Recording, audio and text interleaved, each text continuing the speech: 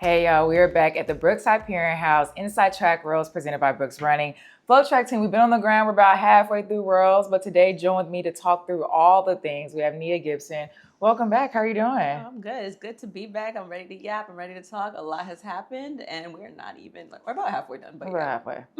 Welcome back, Johnny Pace, how you doing? Hey, I mean, I don't know how it gets better from here, but somehow I feel like it will. Yeah. We've been grinding. It's like morning, night. Has not disappointed once. Having a blast, and yeah, second half's gonna be even better. Yeah, I mean, I'm excited. I think we got some unexpected records in an unexpected round. Not unexpected record, unexpected round. We had an American record go down, stood for 19 years by Sonia Richards-Ross, a 48.7. Sydney came out here in semis and went 48.29, which is insane. I believe it's number 7 all time, like in semis. And it looked like about towards the end, she still had more to give. Yeah, someone told me she's getting started on that. Mm-hmm. She's just warming up. We are in for a treat in that final because I think we all knew that American record was as good as gone, but that final consists of a few national record holders for their respective countries. Obviously, we have a new American record in all that. Nikisha Price with the Jamaican record, Amber Anning with the British record. You have the reigning Olympic champion who has the Olympic record. Nasser is ridiculous. Like, it's going to be one of those races where we might need to put it on world record watch. No, absolutely. And I think my thing for Sydney, because like to have a world leading time like that, was that she didn't look happy. Not happy. She didn't smile when she crossed the line. And that's what's dangerous. It's not she looked disappointed, but she looked at the time and was like, all right, cool. Yeah, she just had more to give. Off camera, I was saying, we know when Sydney runs for real, when she dips at the line. Like, we know, like, her iconic dip, she does it so, like, gracefully, but she kind of just ran through the line. She has more to give. And listen, the final is going to be hot. I'm excited. And every person you named, I think, has a chance to win. Mariletti, Pauline. Like, I think all those girls are going to push each other. Sawi and Naz, because all these girls ran a good race in the semis. Sydney just ran really fast in the semis, and that's what gets a little scary. Like, have we seen a race this fast where all the... I think it's going to be a thing where we could potentially see world record, multiple national records, a new championship records. It's going to be one of those things where you ever see the list, the finals, and it's like PB, national SB, record, championship record. Yeah. We're going to see a lot of letters in front of a lot of names. I'm excited. I'm excited. I think the weather's perfect for your sprints too, because although it's humid to us, that's good running weather. 100%. Yeah. So I'm happy. I was sitting there watching, like, while we were like uploading interviews and stuff, and I was like, I think she just broke this record. Like, it was so like subtle. I wish I could have been in the stadium for it. Well, yeah. I think hopefully you get another opportunity. I don't know. I'm gonna be cooking down there trying to get Sydney on an interview, but let me know what the vibes are like down there taking photos. Hey, we'll do. Yeah. Now, we didn't get a chance to recap the men's and women's 100, so we're gonna do that pretty quickly before we get into our 1500 preview, but. I mean, Nia's happy. Yeah. Oh, yeah. Jamaica to the world. Let me stop. But I was on the Kashane train. But, prior to, a big reason why I was talking about Oblique Seville and his talent is because, again, he does not have like this wildly athletic build. He is just talented. And there's some things with sprint that you can't teach. You can teach mechanics. You can teach technician. You can do all the drills in the world. But sometimes you either have it or you don't. And a lot of people in that field have it, but with Oblique, it's just like, he's special. He finally got it down. And I think, particularly in Lausanne, he spoke to our very own John Daver, and he said, listen, I figured out my race. I figured out my start. I figured out my finish. The whole thing is together. And because of that, I'm going to be very hard to beat. So said, so done. From your perspective, like, what did you see him do? Because he was against Kashane, he was against Noah. What did he put together, especially that got him that win, in your opinion? I would say, like, the entire race, but especially maybe his top end speed, because Kashane was leading. Right. It was his race for about 90 meters. But then Kashane kind of did what Kashane does, and I think like that he's fixed it a tad bit, but the ending has always been a tad bit suspect. And in the press conference, he was all like, for 95 meters I was good, but that last 5 meters I felt Oblique on me and I knew it wasn't mine anymore. Wow. He said that in the press conference. And I think for me, like Oblique, because mind you, I was on the Noah Laws 3P, but I had a leg in the Kashane train. Nia said the tickets were not. That's not how that works. She said you can't do. She was like, Demitra, you can't have half a ticket. American third place. But in my head, I had a foot. I had a foot on each train. But the thing about Oblique, because after the semis, what we typically do is like based off of semis, what do we think can happen? And that's when I was like, oblique looked good. And it was the switch. I think that's what really differentiates him. Because if we remember, he had a very abysmal start in that prelims where it was like he had to work to, qualify for the semis, and everyone was like, "Oh my gosh, what's going on?" And speaking of that, Noah in his interview basically was like, somebody asked him about like oblique start, and he was like, "Oh yeah, I knew that would happen." The man was stressed. So I think for him to still be stressed but still qualify with a bad start says something. And then on the Noah Lyles back end of things, like although we saw him coming with third place, his top end speed was still dangerous, and I think it's going to be insane in that 200. It's going to translate so well in the 200. I would say that one of his biggest weaknesses in the 1 will hone in as a strength for him in the 2. Exactly. Noah chases down. And I think when he has something to chase, he runs an amazing time and he runs a phenomenal race. So it's so funny. He's such a unique runner. Yeah. A weakness in one race is a strength for his in another, because his top end speed I really think is unparalleled throughout the field. Yeah. And then they were geeking out because Shane and Noah about anime. So I love it. Like it was like oblique in the that. middle, turning back and forth, and he was like, they were like, yeah. And I didn't even know Kashane was an anime fan, in all honesty. Well, you learn something I mean, every after day. he did, I don't know how to do it. Let me stop before I throw something up. Like, I don't know the anime world. I'm sorry, but yeah. I did want to, something I found so cool was that Usain Bolt was in the house. He got to watch this in person, and I almost feel like them knowing he was there gave him that little, 1%. And How cool is that, though? I think he also was like, y'all not taking my record down. I feel like that's one of the... But he's always been confident. He said, I think my record's pretty safe for a while. But also, I think what was nice is, I believe Usain Bolt was rooting for Oblique Seville. As we know, they both were trained by the same person, Glenn Mills. I mean, Oblique is currently trained by Glenn Mills. That's interesting. They're the same coach? Yes. The same coach. So... I mean, I'm sure he's around during practice. I'm sure he sees what's going on. I'm sure he's put little nuggets in Oblique's ears. And I mean, it also speaks to Glenn Mills and the type of coach he is. There's not a lot of coaches who says they have like 3 world champions under their belt with like Johan Blake, Usain Bolt, Oblique Seville. And I mean, we can even talk about Toby Amundsen. I mean, she's not a world champion in this realm. She was former, but second place. Yeah. He's a phenomenal coach. And I mean, the proof is in the pudding. I love it. Yeah. I want to go to this women's 100 now. Melissa Jefferson Wooden. Special. She got her title, and I think it was hers to win. Everybody, like the season that she's had, and it's been very impressive, and to watch her run and dominate. The final, she went undefeated. Is that in the 100? Yeah. This season? I believe so. I mean, that's incredible. Yeah. So I certainly wasn't surprised, even given the depth of who she was going up against. But yeah, she got to be happy for her. What did she say when you talked to her? I didn't get a chance to talk to her. Oh, yeah. I spoke to her, and she was basically talking about she knew this could happen, but there was a switch after Grand Slam Philly that she was like, not only do I think this can happen, I know this can happen. And that, I think, is a huge difference maker. And it's wild to me, I mean, aside from Melissa, how fast these women are going. The last 3 World Championships, there was a new championship record. I think it was Shelly, then Sha'Carri, we all know is Melissa's training partner, and then now Melissa. And that world championship record is now 10:61. That is fast. That is blazing. She figured out her race. And I think what's so impressive is the season that she's had. Because she started a little bit early, with it being in September.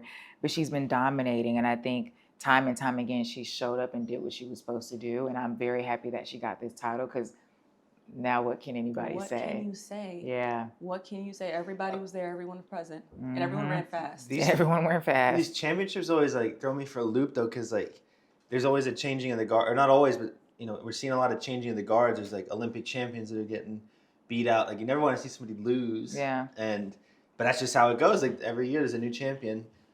With Julian getting third, I believe. Yeah. I feel for Julian, though, because before that she had a cramp in the warm-ups, so that's why she ended up pulling out of the 200. And I think that's why you have these highs and lows in track and field. And I think with her, yes, she got third, yes, she did it, but you're an Olympic champ. I'm sure she wanted more, and she had a cramp. You know what I mean? It's hard when you don't even feel 100% when you step on the line. It's impressive to us, though, because it's girl, you got third, but I think her, if you have the winning mindset, it's I know what I can do, but I couldn't do it in that lane in that moment.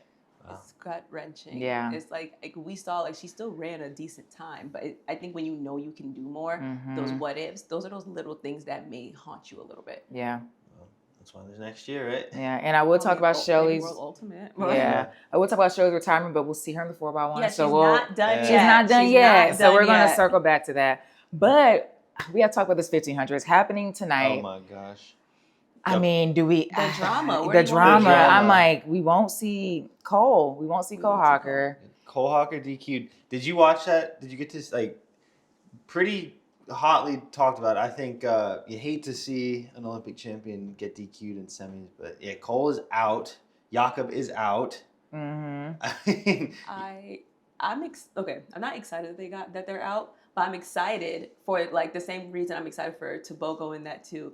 You know, you didn't get a chance to do what you wanted to do in a certain race, but you have another chance in another race. And Cole in particular, you know, we've been screaming this from the rooftop. He's finally made it in the 5,000 to represent Team USA here.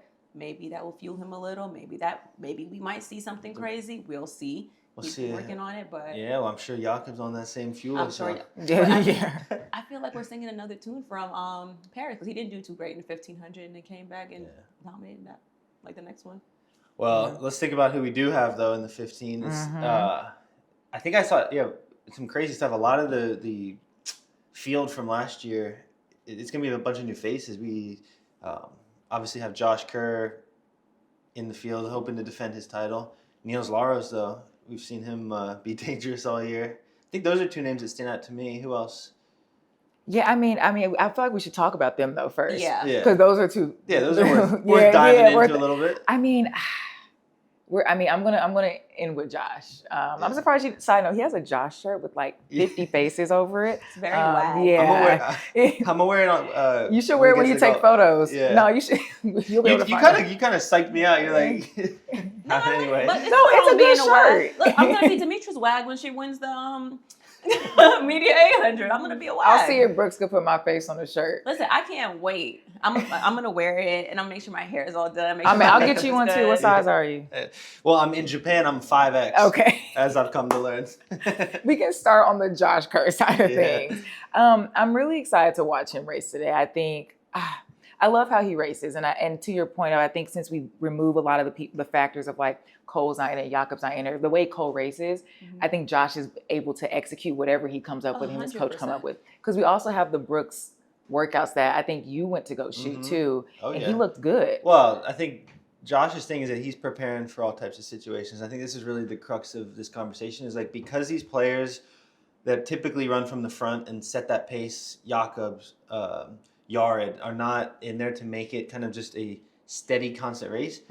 You run the risk of it becoming a kicking race, like a tactical race, where it's unless Josh takes that lead and like leads from the front, which is its own kind of inherent risk. You know, we've seen Laros has a pretty nasty kick. However, Josh is, from what we've seen literally firsthand, is preparing for any type of situation. I think he's gonna put in, he's gonna get it done no matter what. But like that's kind of two ways I see it going. Yeah. But one thing I want to add to that though is yesterday we talked to Isaiah, and Isaiah said that Josh simulates what it's going to be like for race day. So like I don't know exactly how he does it, but he takes into account the shuttle to the track, the shuttle to like the warm-up area. Like he takes into account all of these different factors and rehearses it in practice so he's ready to go. And I think that's dangerous and impressive. Like that gives vet. Yeah, no, that's not surprising at all. And kind of like what I was going to say is, and this is just me as a fan, right? Josh is extremely impressive because he's extremely aware and he has this championship pedigree where in certain situations, if his game plan is one thing and he has to pivot and adjust, he can do it and win. So he's extremely hard to beat for that reason, especially with, to your point, a lot of big players not in this race. So it's like, can Niels dethrone Josh? That's the big question. Yeah, and it's going to be one to watch. I'm excited to see it. And I think for Niels, his kick, I'm impressed. And he's young. Yeah. I don't know. That 3 rounds too is a whole other element. Exactly. This is going to be their third race of the week. And Josh is familiar. Not his first rodeo. A time or two. A time or two. It's going to be great. I am so excited. I'm excited. I'm so excited. Well, that's our recap and preview. Up next, we're going to bring on a special guest, Carson Caprara from Brooks Running. Yeah, thank y'all for staying here. We're going to lose Nia, but Nia, we'll see you. What are you most excited for today? Woo! The 1500. All right, we'll see y'all soon. Hey, y'all, we are back right here in the Brookside Parent House, and we have a special guest, the SVP of Footwear and Apparel, Carson Caprara. Welcome. I'm sure you've been here all around. Oh, yeah. Yeah, how's Tokyo treating you? It's great. It's great. I was here in 2021 for the Olympics, and It's much different. Okay. Than that trip here. It was very lonely, and we were in the stadium with, I think, 100 people. Are you there as well? No, I wasn't. But okay. Yeah, it was weird. I'd love to. Yeah, a bit of a difference. I'd say. A bit of a difference. Sold out crowds this time. Yeah, it's unbelievable. It's packed. Yeah. The energy in the stadium is incredible. It was a surreal week when I was here in 2021, and being back in this, kind of retreading the same ground, and it now being, opened up and having all the fans there. I think you could tell that they were sad that they couldn't be there in 2021. The fans in Tokyo, and they came out and represented. It's pretty cool. So you like to travel. I mean, I feel like every championship we get to see you there every time. Yeah, man. Yeah. So that's saying something. You must enjoy getting to see the Brooks athletes out here wearing the technology you've developed, get to represent Brooks. Like, what is that like for you? I mean, it's awesome. And, I've been on the other side of it. We've had times in this last era of, super shoes and et cetera, where, we didn't have the technology that they needed, early on. Mm-hmm. And so having lived through that and realizing, hey, we've got to have urgency to stay on the tip of the spear, on the edge with technology and innovation, to see them in product and confident, makes all that work the last 4 years, really worth it. And to see that, they believe when they step on the line, they've got everything they need. That's what it's all about.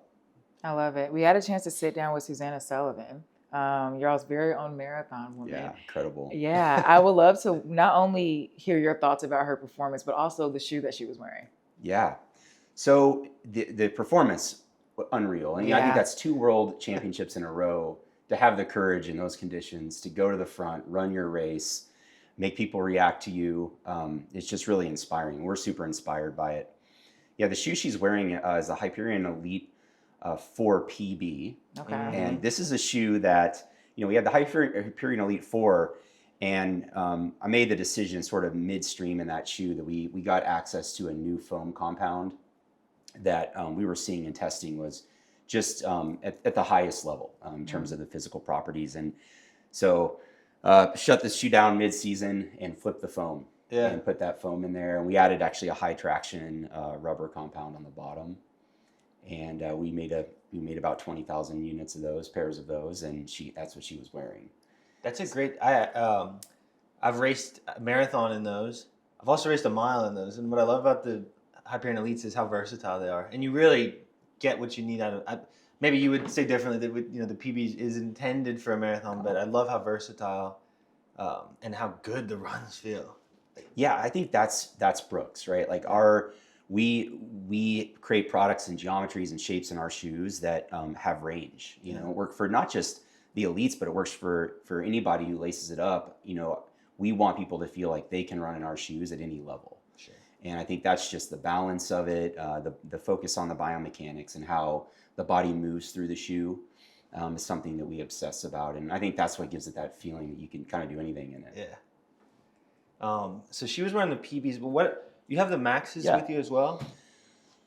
Tell us about those. Yeah, so, this goes back to the beginning of when we started making these super racing shoes, was just the importance of not just on race day, but the lead up to race day, the training, the advantage that you can get by having superior materials in your training. And, plated shoes that's a misconception. It's only for race day. Like, they can really, I think, help your training process, help you recover faster, run faster on your training days. Like, that's a huge step forward that I think kind of gets swept under the rug a little bit. Yeah, I mean, totally. Run faster and recover faster, which is like you get both. Win-win. You get both things out of it. And so we wanted to have a sort of a 1-2 punch for our athletes and for runners to, have that feeling of a training shoe that gives you all those advantages. But then even being able to step in to the Hyperion Elite on race day and feel like that's even more of an advantage. Even less weight, a carbon, plate. And you still get the super shoe effect, but it's even better. Right. And so we think that 1-2 punch has been great. And so we sort of designed them together that's why they're both called the Hyperion. We make it part of the same collection. Right. And I love the upper. Can you talk a little bit about that? Oh yeah. Yeah. It's how do we give the least amount of material, put the least amount of material on there, because the upper carries a lot of weight, in the shoe, but it's so essential to feeling confident. Yeah. If the upper wraps your foot well, you're off to a good start on the shoe. And if it doesn't matter what's underneath it. You just don't really utilize it. So yeah, this is it's sort of a cutting edge material that we used here, where it's got sort of breathability zones engineered in, structured zones engineered in as well. And then we can minimize weight everywhere else. It's got a sock-like fit because we really wanted this to feel like it's just a part of your foot. It's not a separate thing, but it just feels like you and the shoe are one. And so we're proud of how that turned out.